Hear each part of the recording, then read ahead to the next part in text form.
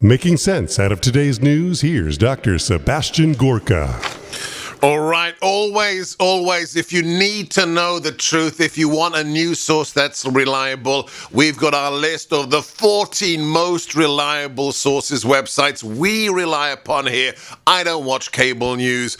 I go on the internet, I listen to talk radio, and I go to websites that have demonstrated themselves as truth tellers. And right at the top here amongst the very favorite sites we have, we're in a partnership with them. Their top 5 stories are on our website. Yes, sebgorka.com is, of course, justthenews.com, created by one of, it's like an albino rhinoceros. There's just like 3 of them left in the world. True investigative journalists, and he's one of them. John Solomon, welcome back to America First. Good to be with you, Seb. I never thought myself as an endangered rhinoceros. I was going to ask you, how many people have called you an albino rhinoceros live in front of millions of people? I'm putting that up on my door as soon as I get out of here. That's great. I love it. All right. We have to talk about one of your team who's regularly on the show. Daniel Payne has this incredible story. We're going to post it, right? Let's post the 14 sites we love. Let's put that, again, one of our most popular articles on Twitter and Facebook. Eric, let's put this piece up. New emails heighten mystery around presidential vote count in Georgia. We got to talk about that. But first, as a maven, as a doyen of journalism, investigative journalism, TV, print, you name it, I have to ask you, if you're looking at this administration, coming up to day 65 on Thursday, we're going to have the first presser from the new president. Given what's broken in the last 48 hours, the photographs from the border of the children squished together in those facilities, the news that hundreds of millions of dollars are being lost by the plant machinery being put on stop because the border is not being built as a result of his decision. The 86 million being spent to house in hotels the illegal migrants, and then the reports of zero COVID testing and people being given bus tickets. What's your expectation? Is this going to be the first massive headache? Is there any way the new president cannot talk about this in a way that doesn't use the C word, the crisis word on Thursday? What are your expectations as a pro? I think he may be using the D word soon, disaster. I mean, we already have FEMA at the border, right, because of how bad the situation has gotten. Listen, when you look at the exit polls, President Biden was allegedly chosen by people who wanted less drama and more competence. And everything that happened at the border is more drama and less competence than you could possibly ask for. We had a secure border. We had border crossings down to historic lows when President Trump turned the keys over to the White House to Joe Biden. And now everything has gone in the opposite direction quickly. The American people are not happy about it. They don't want this. This is not what they elected Joe Biden for. And I have a strong suspicion that this could boomerang in a very significant way. It could cast a pall over much more of his agenda than just the immigration agenda. It is a serious situation. Everything he accused President Trump of is now 3 and 4 times worse on his watch. Yeah, this is a fascinating point. The ticket, the slogan, or part of it was less drama, more competence, and less than 100 days in, significantly less than 100 days in, it's absolutely the opposite.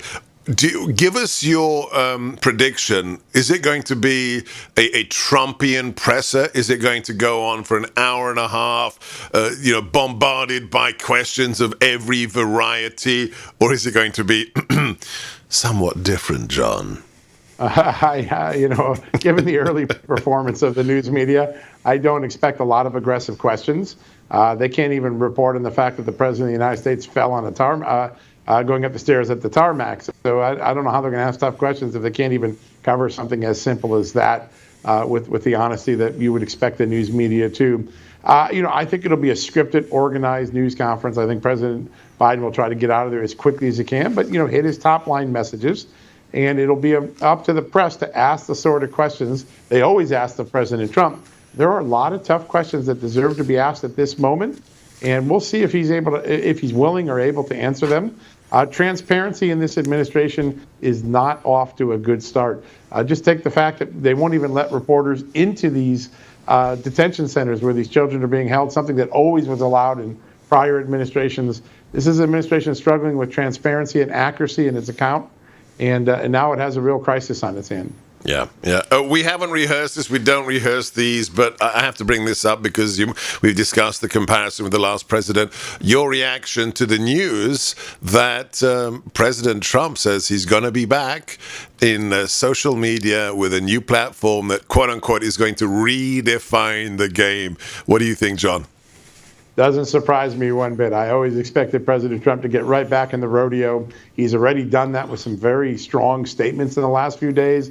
I thought his repudiation of the border and pushing back against the false narrative that somehow the current crisis was Donald Trump's fault, he pushed back very strongly yesterday. The fact that he'll build his own social media platform impervious to the sort of censorship that he fell prey to at Twitter is not surprising at all, and I would expect him to be a robust communicator in the weeks and months ahead. And when it comes to the existing legacy platforms that have banished him, such as Twitter and Facebook, will they be in a position to keep him ostracized, to keep him censored, if other newer platforms or established ones like Parler or elsewhere are seeing him garner? I mean, remember, when he was canceled, John, it was, 89, 90 million followers on Twitter alone. Will they be able, is there any reasonable argument that they can make to their shareholders or just to the broader world that no, President Trump's got 60 million on this new platform, but we're just going to keep him shut out of ours? It is a remarkable decision that was made, and I think the consequences of it will be long remembered, and probably by the shareholders of Twitter and Facebook. Because I think what President Trump will do is when he opens up his new platform, I could just imagine President Trump saying, hey, fellas, everybody go off Twitter today and come over to my house, and you'll see 10, 20 million people cancel their accounts on Twitter or cancel their accounts on Facebook. I could imagine that. I know that's been discussed among some of his inner circle. So imagine if that happens, that the shareholder value that's lost immediately. Now, here's a dynamic to watch.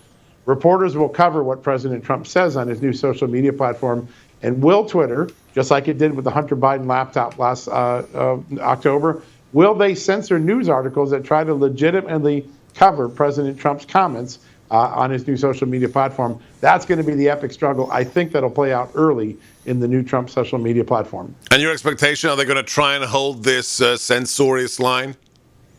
I do until the economic pressures or the investor pressure gets too high. They're too far dug in now to just say, oh, we want to do a do-over. Let's forget about it. I think they're dug in, and I think they have to live with the consequences of it for some time.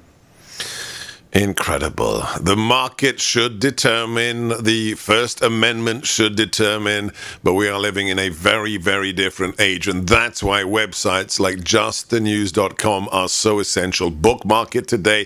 Check it every single day. He's the author of Fallout, Nuclear Bribes, Russian Spies, and the Washington lies that enriched the Clinton and Biden dynasties. Order it today. He's going to be, maybe not breaking, but teasing a big story with us next here on America First. Follow him, Jay Solomon Reports. I'm Sebastian Gorka, former strategist and deputy assistant to President Trump. You are listening to the Salem Radio Network, broadcasting from the ReliefFactor.com studios just outside the fetid swamp that is Washington, D.C. Portions of America First are brought to you by Food for the Poor. They're applying nothing. They're not doing Title 42 or any title. People are just pouring into our country, and they will destroy our country. They will destroy our country. You can't take millions of people. They'll have millions of people before this mess is over. And they've got some kind of a political theory, I guess, that it's a good thing. Maybe. I don't think it is. I think it's a very bad thing for our country. President Trump telling it like it is, 45th President of the United States, hopefully the 47th on Fox today with Harris Faulkner. They're destroying our country. You cannot absorb millions of illegal aliens. This is America First. If you like this show, if you enjoy the Salem faculty, please support those that make us possible. We don't take home a cool $500 million from the government like PBS and NPR. This is a free market enterprise. Support our sponsors, please, especially Mike Lindell. Mike, well, they're trying to destroy his company. 25 corporations are boycotting his MyPillow line. Go straight to his website, send the cancel culture leftists a message. Order directly, and Mike will give you more than 60% off if you use my name. Call 800-829-8468. That's 800-829-8468, mypillow.com. But you've got to use the promo code GORKA. And if you've got a pillow, try the Giza sheets. If you've got the Giza sheets, try the new slippers. The fur-lined sheepskin slippers are superb. And our guest, John Solomon, well, he's such a decent, upstanding fellow. He refused my offer of a free pair. He's going to go and support Mike right now. He told me in the break. Well, you should too. What a great idea. MyPillow.com, promo code GORKA. Thank you, John, for doing that. Welcome back to America First. And you like the pillow, don't you? I do. It was a neck saver, literally. We have the audio. We have the audio. It is a neck saver. Was for me as well. John, the Russia story just is so much still to find out, especially about shadowy people like Azra Turk. Who is Azra Turk? And who is Stefan Halper? Well, you might be able to shed a little more light on that strange CIA DOD asset. I think we will tomorrow morning. We have some more of his confidential informant reports that the FBI used to manage him throughout the Russia investigation. He was the other informant, the guy that didn't write the dossier, but who did a lot of spying on people like George Papadopoulos and Carter Page and Mike Flynn and others. And was tasked to just try and find anybody in the Trump campaign who could give him the Russian nexus, and he failed, correct? Yeah, he did. In fact, he honestly reported back that there was none. He kept coming back saying, here are the transcripts. They're denying it all. But in this case here, I think what's going to be most interesting is that the original account he gave of a story about Mike Flynn, that he observed Mike Flynn getting into a cab and on a train with a Russian academic, a woman named Svetlana. At that dinner in the UK. At the UK back in 2014.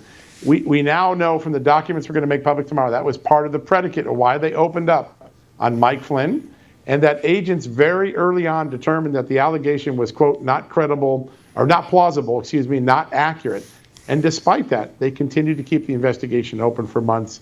Another piece of just how bad the FBI investigation was, and it really raises the question, they may never have had a justification to open up on Flynn absent this information, which the FBI agent says he didn't deem to be accurate or credible.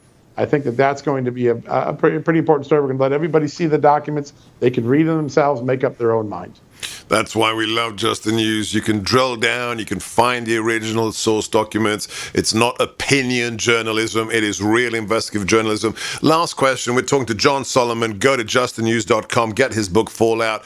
What is it, as a guy who's dug into this so much, give me one or two things that you really want to. I want to know who Azra Turk, this FBI researcher, no such thing, FBI researcher in the UK is. That's what I have, a hankering to know. What would you like to see revealed or declassified? I think the one thing that the president didn't get declassified before he left office on January 20th is the CIA tradecraft report that Devin Nunes wrote, identifying all the flaws in the intelligence community's assessment of Russia's intentions and actions in the 2016 election. I think we would learn enormous things about the gravity of misconduct, the gravity of mistakes that were made early on in the intelligence community, FBI, CIA, all across the board. That's a document I'd spend a lot of hours working on if someone would make it public. It would be great if we had something like, I don't know, a whistleblower statute and maybe some real whistleblowers. You paying attention, guys? If you love this country and you don't like corruption and the misuse of our intelligence communities, you could do the right thing. In the meantime, follow him, Jay Solomon Reports, and justthenews.com. God bless you, John. Can't wait for that article to drop. This is America First. Your call's next on 833-33-GORKA, GORKA.